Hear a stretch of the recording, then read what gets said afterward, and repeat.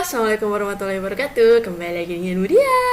Oke, hari ini hari Rabu tanggal 4 November 2020 kita akan melanjutkan pembelajaran tematika subtema 2 pembelajaran 5 bagian ketiga.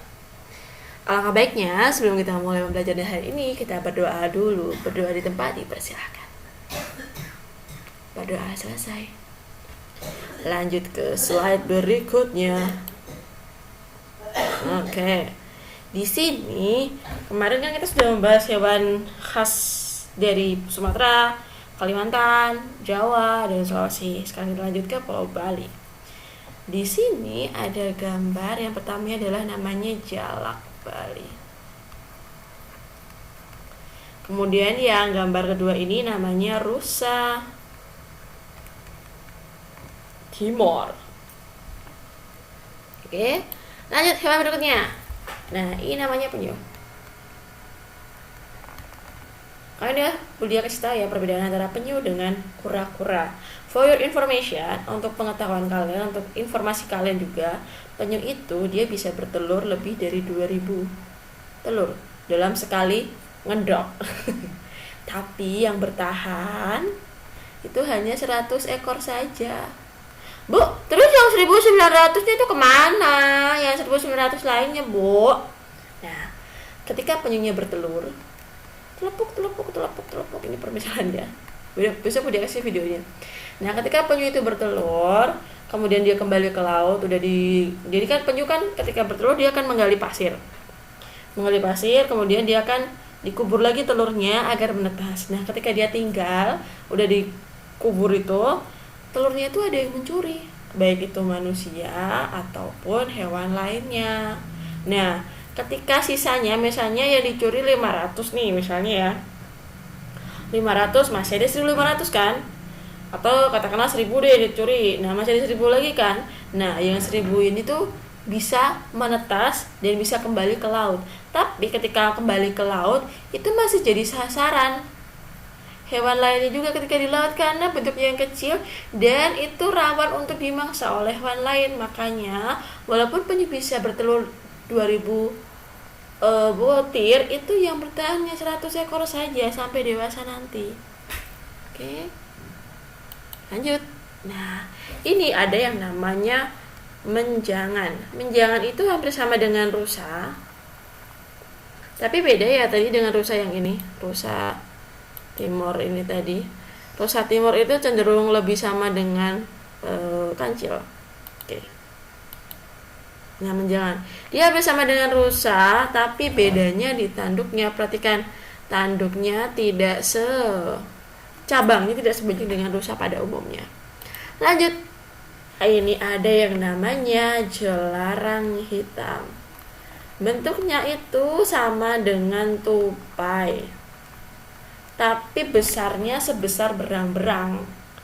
Kalau nggak tahu berang-berang, nanti cari ya. Oke, kita lanjut ke pulau berikutnya. Kita lanjut ke Nusa Tenggara Barat. Nusa Tenggara Barat ini ada yang namanya Celepuk Rinjani. Dia hampir sama dengan burung hantu. Tapi karena populasinya atau habitatnya banyak di daerah pegunungan Rinjani, maka dari itu disebut dengan Celepuk Rinjani. Next, kita ada di Nusa Tenggara Timur. Gambar pertama ini namanya komodo. Kalian jangan salah membedakan, jangan salah sebut antara komodo dengan biawak ya. Memang sama-sama keadaan raksasa, tapi komodo dengan biawak itu berbeda. Jadi mungkin kalian nanti bisa salah. Ini ada gambar biawak tapi kayaknya punya komodo. Ini ada gambar komodo tapi kayaknya punya biawak. No, this is komodo. Komodo lebih besar ya. Nah, di pulau komodo ini tinggalnya di Nusa Tenggara Timur. Oke, ini ada gambar seperti ini. Apa kalian tahu ini gambar apa? Berhitung sampai 3 ya. 1 2 3 4. Nah, tadi ada suara bunyi nih, suara kakinya Buddha ya. Buddha nggak kentut loh, Buddha nggak kentut.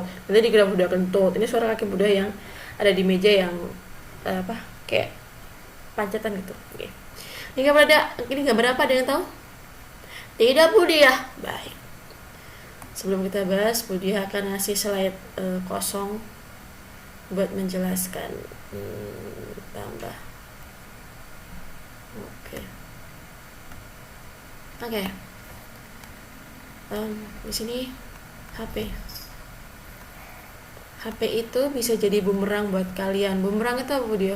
Bumerang itu adalah senjata yang kembali ke diri kalian sendiri. HP bisa buat kalian malas, bisa buat kalian menjadi orang yang informatif. Apa itu informatif? Tahu dunia luar, tahu berita, tahu kasus atau hal apapun tuh, tapi hal yang bisa bikin kalian ternyata kayak gitu. Nah, seperti itu bisa jadi kalian malas ketika kalian tuh pakai ini hanya buat game, buat YouTube bisa jadi bikin kalian itu jadi orang yang informatif ketika channel yang kalian lihat tuh juga channel yang informatif. Tapi kalau channel yang kalian lihat itu juga channel gaming, apa bedanya dengan nge-game? Ya, jadi usahakan ketika kalian punya HP itu bisa bikin kalian tuh jadi orang yang informatif juga, bukan hanya jadi orang yang malas. Oke? Nah, gambar ini, hal yang mau dia bahas ini itu dia dapatnya tuh dari mana? Dari HP. Oke. Kan dia bahas. Jadi hashtag Save Komodo ini, hashtag lagi. Jadi gambar ini itu bermula dari gambar ini. Nah, gambar yang paling besar ini, dia beri tanda gambar ketiga ya. Nah, gambar ketiga ini sempat trending di sosial media, yaitu di Twitter. Jadi di sana ternyata ada mega proyek yang akan bangun yang namanya Jurassic Park. Jurassic Park-nya Indonesia. Kalau kalian nggak tahu Jurassic Park, nanti bisa cari di Google. Bentar, dia tambah slide lagi. Jadi ini ya, NTT itu mau dibangun Jurassic Park, di mana Jurassic Park-nya itu dibangun di habitat komodo, alias tempat tinggalnya komodo. Bayangin ya, jadi Pulau Komodo itu luasnya tidak hanya seluas Cubung, tidak hanya seluas Kecamatan Lendah, tapi sangat-sangat luas. Maka nah, di sini orang-orang itu blow up itu mengumpulkan itu apa ya bahasa Indonesianya, mencetuskan, meramaikan hashtag itu artinya pagar. Jadi kalau kalian sering chattingan pasti nggak asing dengan tanda ini. Nah, tanda ini tuh fungsinya adalah untuk memblow up, mengangkat hal yang sedang terjadi atau meresahkan masyarakat. Jadi hashtag Save Komodo itu jadi trending. Jadi trending itu apa? Jadi berita yang sangat ramai di sosial media. Nah, karena apa? Karena foto ini tadi. Bayangkan ketika komodo ini lagi jalan-jalan, lagi jolong-jolong, itu ada truk yang bawa material berat kayak gini yang mau dibangun calon bangunan. Nah, orang-orang masyarakat Indonesia itu sangat sensitif itu terhadap binatang yang asli di Indonesia ya. Maka dari itu mereka lambungkan hashtag Save Komodo agar apa? Agar pembangunan ini itu dihentikan atau setidaknya dikaji ulang agar tidak terjadi. Karena apa? Pulau Komodo itu kan tempat asli komodo. Kalau tempat aslinya diusik, bagaimana nanti kelangsungan hidupnya? Nah, poster-poster ini poster yang pertama, ini poster yang kedua, ini gunanya tuh apa? Untuk menyindir pemerintah, untuk menyindir masyarakat yang lainnya, orang-orang yang berada di belakang pembangunan Jurassic Park ini, agar apa? Mereka memikirkan kembali dampak ke depannya bagi komodo.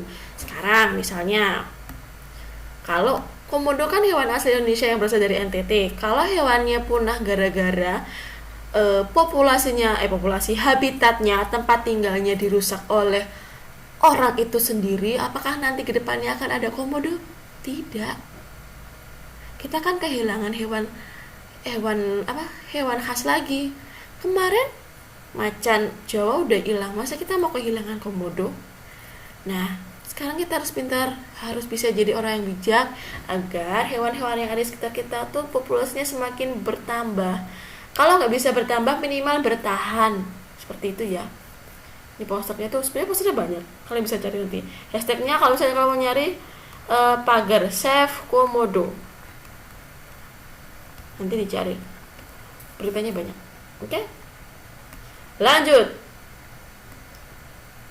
Di sini ada burung cendrawasih. Kalian pasti udah nggak asing ya dengan burung ini karena dia memiliki bulu yang sangat cantik.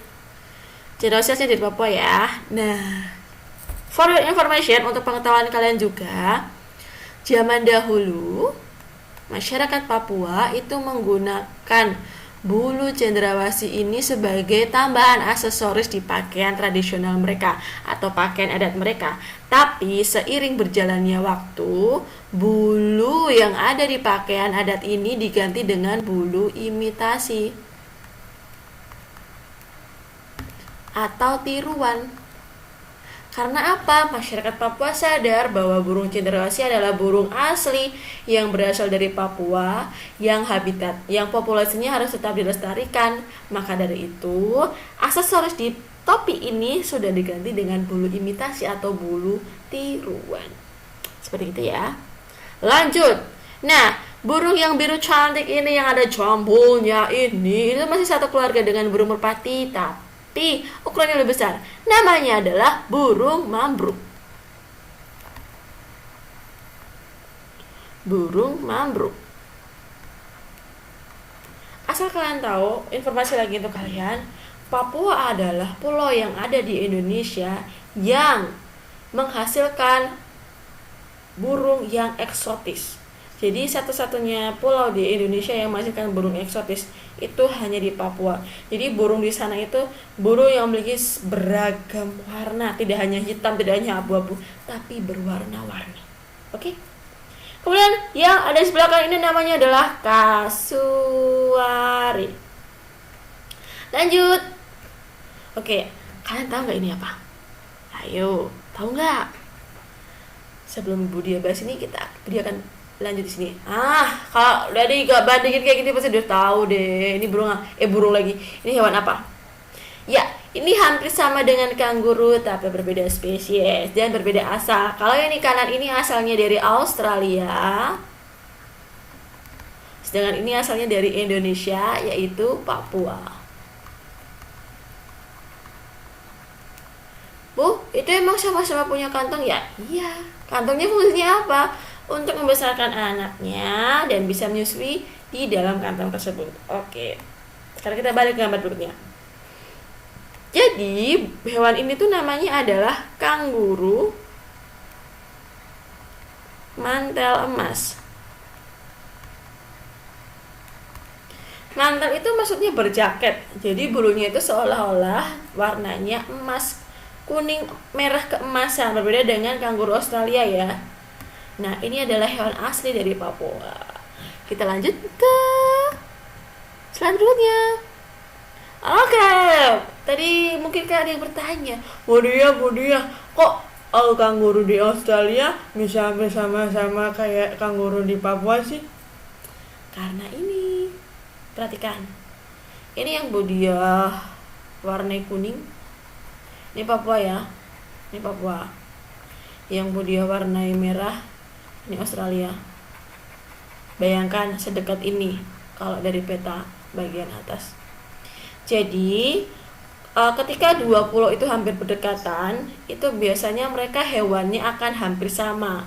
Ini Indonesia dan Australia itu jaraknya tidak terlalu jauh, maka dari itu hewannya hampir sama-sama berkantung dan sama-sama disebut dengan kanguru. Nanti Bu Dia akan jelaskan istilahnya apa, tapi di pembelajaran yang berikutnya, oke? Lanjut. Nah, terakhir ini ada yang namanya burung nuri sayap merah. Oke. Jadi itu sekian penjelasan tentang hewan-hewan khas yang ada di Indonesia. Kita lanjut ke video berikutnya. Dadah.